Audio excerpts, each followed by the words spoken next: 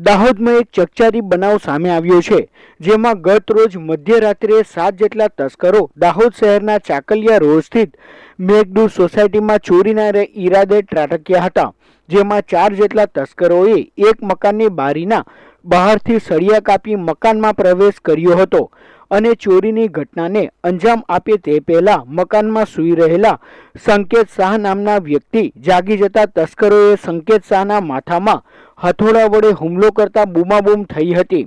આ દરમિયાન ચારેય તસ્કરો સંકેત શાહના બેડરૂમમાંથી લેપટોપ, 2 મોબાઈલ ફોન, રોકડ રકમ તેમજ સોનાની ચેન લઈને ફરાર થઈ ગયા હતા।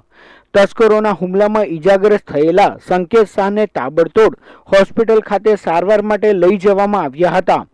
જો કે આ ઘટનાની જાણ દાહોદ પોલીસને કરાતા ઇન્ચાર્જ એએસપી વિશાખા જૈન તેમજ સ્થાનિક પોલીસ ઘટના સ્થળે દોડી આવી હતી અને તપાસનો ધમધમાટ શરૂ કર્યો છે।